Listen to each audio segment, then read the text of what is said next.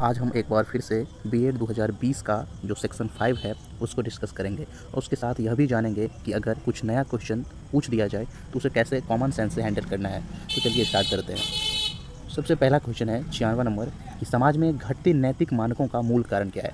समाज में जो नैतिकता का एथिकल वैल्यू घट रहा है उसका क्या कारण है। तो इसमें आप कंफ्यूज हो सकते हैं कि शिक्षा नीति विफलता और अच्छे अध्यापक की कमी। लेकिन यहाँ पे ध्यान रखना होगा कि जब समाज में अच्छे अध्यापक की उपस्थिति होंगे तो समाज में नैतिकता बढ़ेगा ना कि घटेगा। तो घटने का कारण क्या है? अच्छे अध्यापकों की कमी। वैसे तो हम यहाँ से एलिमिनेट कर सकते हैं, गरीबी तो नहीं होगा, विद्यालय की कमी सेकेंडरी हो सकता है, लेकिन उससे ज़्यादा इंपॉर्टेंट है पढ़े लिखे लोग यानी कि अच्छे अध्यापकों की कमी। चलिए नेक्स्ट क्वेश्चन देखते हैं। कह रहा है कि इनमें से कौन 3R का भाग नहीं है। तो सबसे पहले ये जान लेना उचित रहेगा कि 3R क्या होता है। 3R के अंतर्गत जो आता है वो आता है रीडिंग, राइटिंग और अर्थमेटिक, जिसे हम हिंदी में अंक गणित कहते हैं। तो स्पीक यानी कि बोलना ये 3R के अंदर नहीं आता है, तो पूछा नहीं आता है, तो यानी कि ए ऑप्शन सही हो जाएगा। तो आगे चलते हैं 98 नंबर क्वेश्चन। इसमें पूछा है कि इनमें कौन मूक बधिर की शिक्षा से संबंधित है। तो यहाँ पे मूक बधिर का मतलब होता है गूंगा और बहरा, यानी कि वैसे तो इन शब्दों को बदल करके इन सब के लिए दिव्यांग शब्द को लाया गया है, लेकिन यहाँ पे है तो मूक और बधिर की शिक्षा से जो संबंधित है वो है संकेत भाषा। संकेत भाषा से हम गूंगा या फिर जो बहरा है उनको समझा सकते हैं। अंधा को हम संकेत भाषा से नहीं समझा सकते हैं। जो अंधे हैं उनके लिए ब्रेन लिपि या फिर ब्रेल लिपि जिसको हम कहते हैं नॉर्मली, उसका हम यूज करते हैं। तो ये ए नंबर हो गया अंधा के लिए, और बी नंबर जो ऑप्शन है संकेत भाषा, इसको हम गूंगा और बहरा के लिए प्रयोग करते हैं। तो इसके लिए ऑप्शन बी आंसर हो जाएगा। 99 में कह रहा है कि जो विद्यार्थी मूक बधिर नेत्रहीन या कुछ योग्यताओं में कमतर होते हैं उनके लिए कौन सा नया शब्द दिया गया। तो आपको अभी जस्ट बताएं दिव्यांग शब्द। चलिए आगे। एक कक्षा में एक अच्छे अध्यापक द्वारा क्या पालन करना चाहिए। जो एक अच्छे अध्यापक है कक्षा में उनके द्वारा क्या करना चाहिए। तो तेज सिखाने वालों को पढ़ाना चाहिए। क्या मात्र यही सही होगा? ये सही नहीं होगा। हो सकता है सही, लेकिन मात्र यही सही नहीं होगा। उसी तरह से मात्र बी ही सही नहीं होगा, क्योंकि मध्यम गति से, इसमें कह रहा है कि मध्यम गति से सीखने वालों को पढ़ाना, धीमी गति से सीखने वालों को पढ़ाना। तो मात्र कोई इसमें से अकेला सही नहीं होगा, ये तीनों साथ में सही होगा। तो ए, बी और सी, जो तेज सीख रहा है उसको, जो मध्यम सीख रहा है उसको, जो और धीमी सीख रहा है सबको, तीनों को साथ में पढ़ाना, ये इसका आंसर हो जाएगा। चलिए नेक्स्ट क्वेश्चन देखते हैं। कह रहा है कि किस कक्षा स्तर के लिए प्राथमिक विद्यालय शब्द का प्रयोग किया गया। तो आपको पता होना चाहिए कि प्राथमिक विद्यालय को 2 भागों में बांटा गया है। वैसे तो 1 से लेकर के 8वीं तक को प्राथमिक स्तर ही, विद्यालय का स्तर ही कहा जाता है। जो कोठारी आयोग बना था उन्होंने इसे बांटा। उसके बाद जब ये लागू किया गया शिक्षा नीति, उस समय में भी इस बात को दोहराया गया। तो आपको ये पता रहना चाहिए कि प्राथमिक विद्यालय के जो स्तर है वह एक पहले से 8वीं तक है, और इसको 2 भाग में बांटा गया है, पहली से 5वीं तक और छठी से 8वीं तक। तो यहाँ पे पूछ रहा है कि प्राथमिक विद्यालय है और ऑप्शन भी यही है, तो इसका आंसर सी हो जाएगा। चलिए अगला क्वेश्चन है कि विद्यार्थियों को कोई संप्रत्याय पढ़ाने का सबसे अच्छा तरीका क्या हो सकता है। तो यहाँ पे डैश को भरना है। यहाँ पे आप इस शब्द से विचलित हो सकते हैं कि संप्रत्याय क्या मतलब है। इसका मतलब होता है कॉन्सेप्ट। तो विद्यार्थियों को कोई कॉन्सेप्ट पढ़ाने का सबसे अच्छा तरीका होता है पहले हम उन्हें जो पता है वो चीज़ पढ़ाएं, उसके बाद जो नहीं पता है उनको वो चीज़ हम बताएं। इसका आंसर हो जाएगा बी, ज्ञात से अज्ञात। चलिए नेक्स्ट क्वेश्चन। कह रहा है कि भारत में माध्यमिक शिक्षा की अवधि वर्ष क्या है। तो माध्यमिक शिक्षा की अवधि जो है वो 4 साल की होती है या 4 वर्ष की होती है। पहला जो होता है 1 से 8 वर्ष जो प्राथमिक शिक्षा होती है, जिसमें 1 से 5 और 6 से 8 ये 2 भागों में से बांटा गया है। फिर 9th और 10th ये होता है माध्यमिक, और फिर उच्चतर माध्यमिक हो जाता है 11th और 12th। ये किसके आधार पर इस वर्ग में बांटा गया? तो कोठारी आयोग के द्वारा। चलिए आगे नेक्स्ट क्वेश्चन देखते हैं। 104 विद्यालयों में विद्यार्थी अनुशासनहीनता का सर्वाधिक प्रबल कारण डैश है। तो डैश में क्या होगा? अनुशासनहीनता। अगर विद्यार्थियों में अनुशासनहीनता है, इसका सबसे बेहतर कारण इसमें से कौन सा होगा? तो विद्यार्थियों को क्रियाओं में संलग्न न कर पाना। अगर हम उन्हें किसी दूसरे कामों में नहीं संलिप्त कर पाएंगे तो वो अनुशासनहीनता का परिचय देंगे।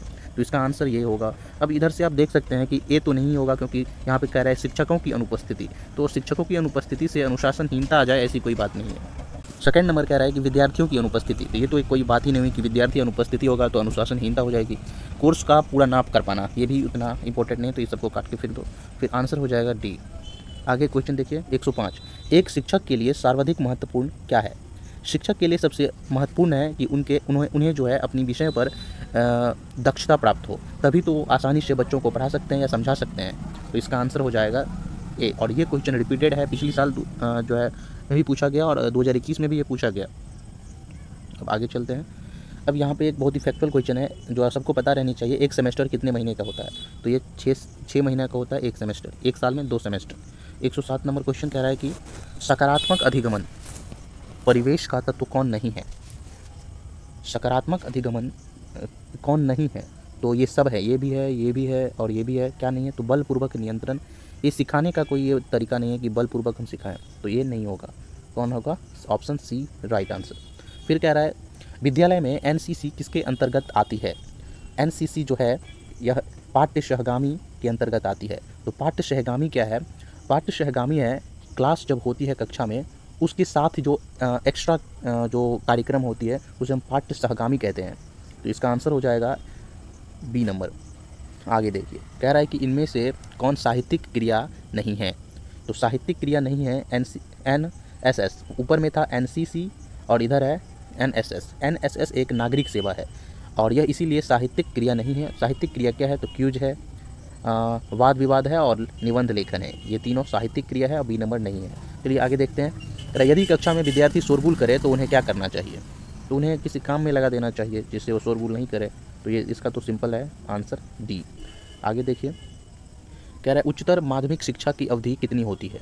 तो हम बताए थे उच्चतर माध्यमिक और माध्यमिक शिक्षा दोनों की अवधि जो है 2 वर्ष की होती है। प्राथमिक की अवधि, प्राथमिक को 2 भागों में बांटा गया है, 1 से लेकर के 5 और 6 से लेकर के 8। आगे चलते हैं।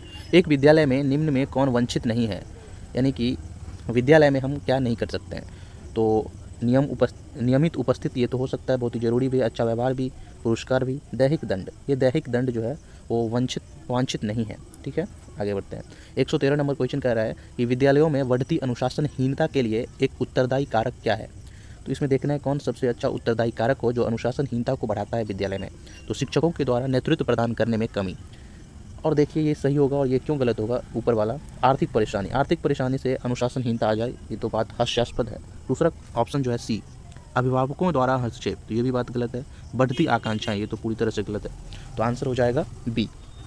फिर आगे क्वेश्चन है विद्यालयी विद्यार्थियों में अधिगमन। अधिगम का मतलब होता है सीखना। तो सीखने के निम्न में कौन सर्वाधिक प्रभावी है? निर्देशित क्रिया।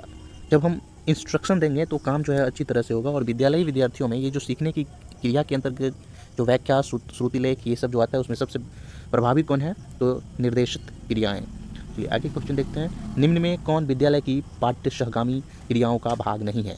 हमने ऊपर भी बताया पाठ्य सहगामी का मतलब है एक्स्ट्रा कार्यक्रम और विथ क्लास, यानी कि क्लास के साथ हम जो काम करते हैं वो आता है पाठ्य सहगामी में। अब यहाँ पे पूछ रहा है कि कौन इसका भाग नहीं है? तो आप देखिए क्लास के साथ साथ ड्रामा भी पाठ्य सहभागी है। उसके बाद संगीत और गायन स्पर्धा भी, प्रतियोगिता भी और वाद विवाद भी, ये तीनों जो है पाठ्य सहगामी है। पूछ रहा है कि कौन नहीं है? तो नहीं कौन सा है? कक्षा व्याख्यान। कक्षा व्याख्यान तो खुद एक क्लास है, इसका तो क्लास होती है हमारे वर्ग में, तो इसीलिए जो है ये नहीं होगा और ये तीनों होगा पाठ्य सहगामी। तो इसका आंसर जो है पूछा है नहीं होगा, तो ये ऑप्शन सी नंबर सही हो जाएगा। चलिए आगे चलते हैं। कह रहा है एक विद्यालय हेतु सबसे बड़ी समस्या कौन सी है?